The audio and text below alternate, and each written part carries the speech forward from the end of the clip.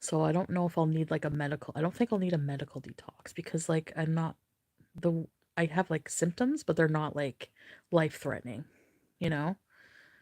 Like opioid withdrawal can kill you, and alcohol withdrawal can kill you. So, um so what turned into a couple lines when I was in the party mood ended up being a full-blown addiction in like just a couple months.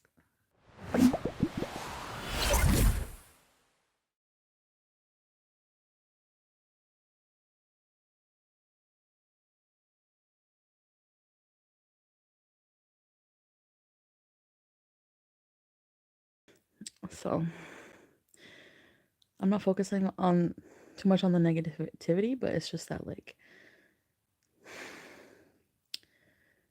um I find the addiction shaming disgusting. Like and don't tell me it's not addiction shaming because I've had people message my family members and be like, your daughter's a crackhead or you're a chunky junkie. That's real. That's real. That's so nice.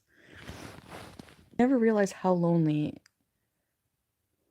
addiction is or like struggling is mentally until you reach out and ask for help from people around you. So like something so simple, but something I never wanted to do. I never wanted to burden somebody with something like this because this is heavy. Like if you have somebody who's an addict in your life, it's a heavy thing to deal with.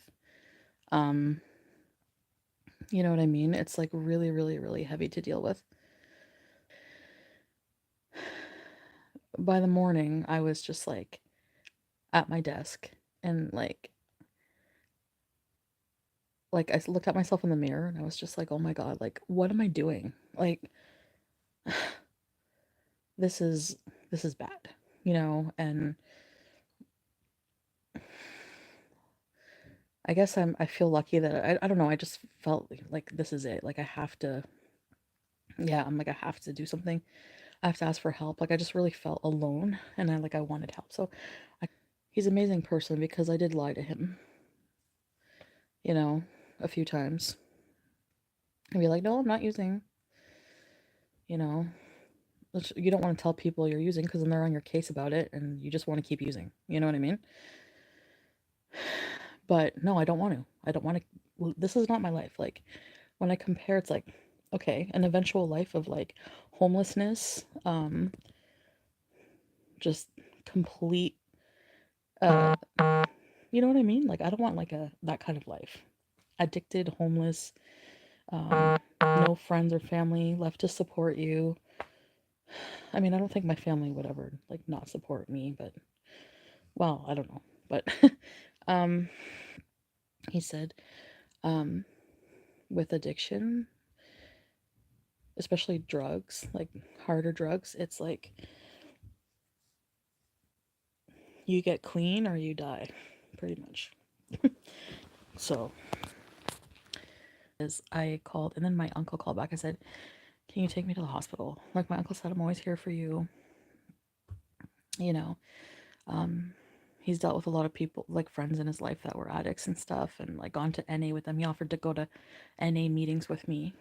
Um, so he said, "I'm gonna take you to the hospital, and then you're coming home with us for a few days because you can't be alone right now." Um, so I said, like, obviously I prefer to be at home, but thinking of being at home, yeah, it would be a trigger right now, probably. I admitted to him, I said, I still have a gram. He said, right now, while I'm on the phone, um, not a gram, an 8 ball. So, um, I flushed an entire thing down the toilet. So, with him on the phone, what happened was, I started getting like really bad chest pain, like, and I have pulmonary embolism. So, people blaming me for being a burden on the healthcare system, blame my doctor because I was told that anytime I have chest pain, they told me to go. Okay, so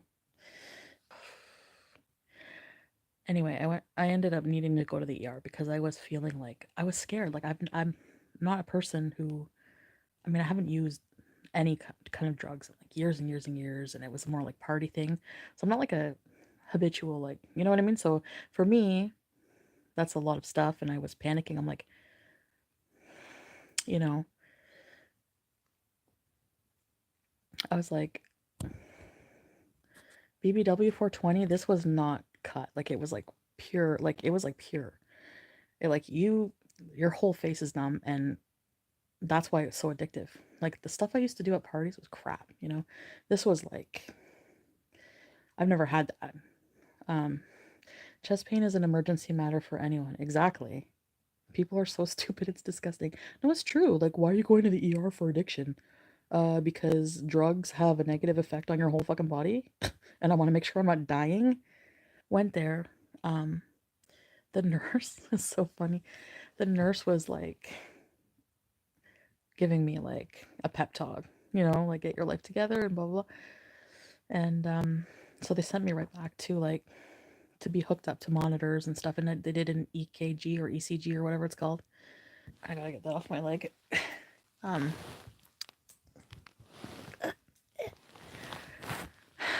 uh,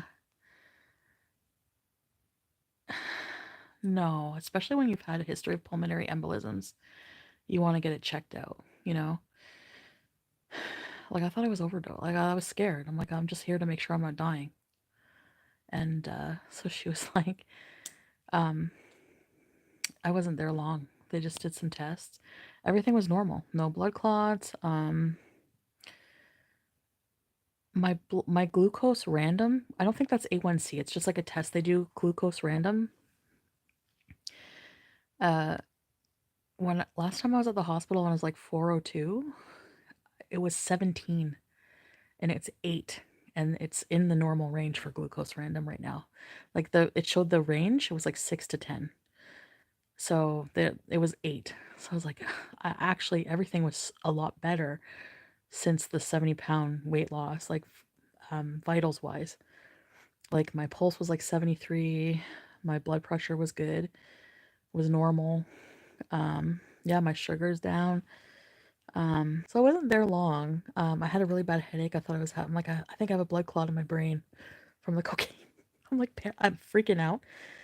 And they're just like, so they did like blood tests to make sure there's like no sign. There was like a D dimer. It was like normal. 6 try. Usually me too. Hi, Penny. So what happened was, they gave me Tylenol, and I felt like probably like an hour and a half later, I think they're like just wanted me to relax and try to like come down. So, and you know what? It wasn't so bad, like being at the hospital and having all the support. Hi, Mega Beezer. That I last used last night, like yesterday, and I haven't slept yet. Nope.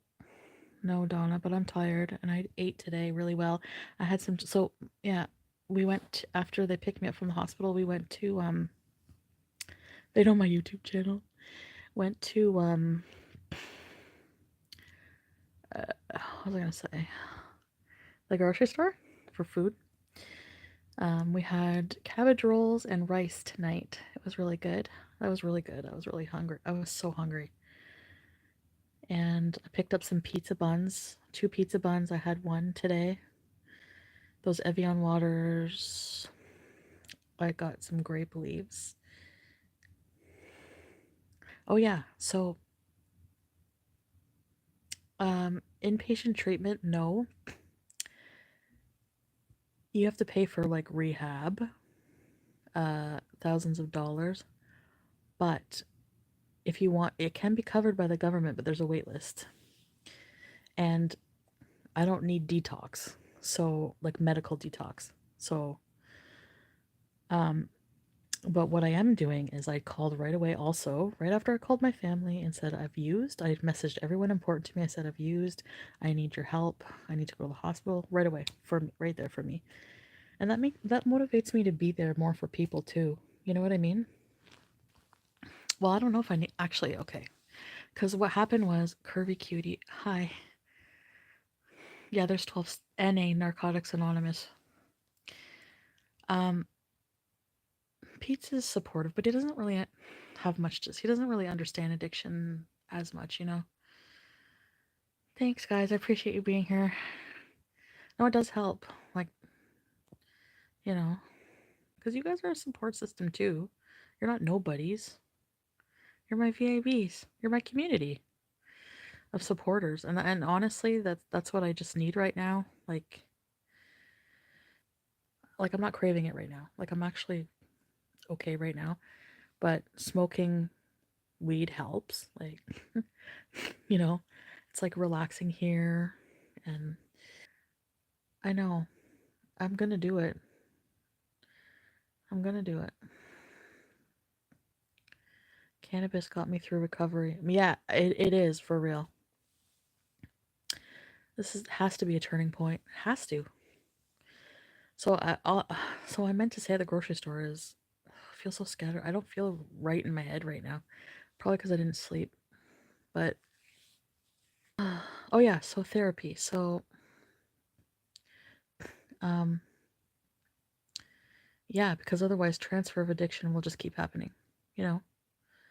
Or I'll go back to food or something if I don't get help coping with stuff, you know?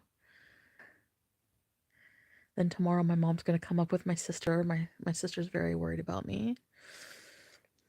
And they're gonna come up here. We're making homemade pizzas. And then I look like I don't know, just keep busy with stuff like play with the dog with his ball. He's so cute when he chases his ball. Um what else? So I called right after I called my family to pick me up, I called this addiction center for women. And the lady answered right away and she was so nice. Like they're so nice to you. Like these people were so nice. I think I need the weed right now, Sunshine. It actually like takes the jitters away. But yes, I need to talk to a therapist too. Like, they told me that in order to get it funded by the government, I have to go through this place that's like a hospital. It's out of a hospital, and it's like the SAR or some kind of addiction recovery assessment. So like recovery assessment. So like what they do is they call you like tomorrow I have an appointment at 2 and they do an assessment. It's like a half an hour long. So um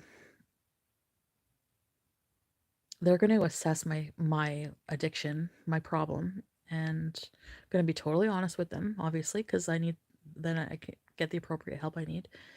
They're going to determine, or it might have been like, say a half hour. I think it's like an hour and a half call, but it's like 2 phases or something. Anyway, they're going to determine what type of level, like what kind of help I need.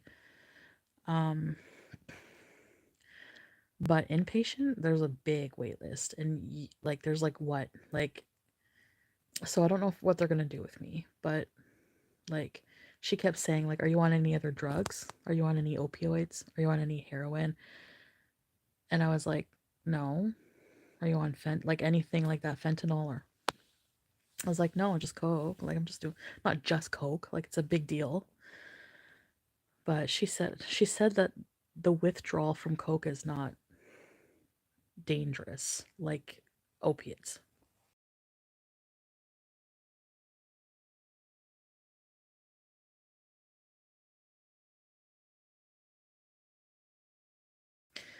So I don't know if I'll need like a medical. I don't think I'll need a medical detox because like I'm not the I have like symptoms, but they're not like life threatening, you know? Like opioid withdrawal can kill you, and alcohol withdrawal can kill you. So, um so what turned into a couple lines when I was in the party mood ended up being a full-blown addiction in like just a couple months. So, but they definitely provide addictions counseling and they have groups. Like I'm going to be able to attend these groups with other women.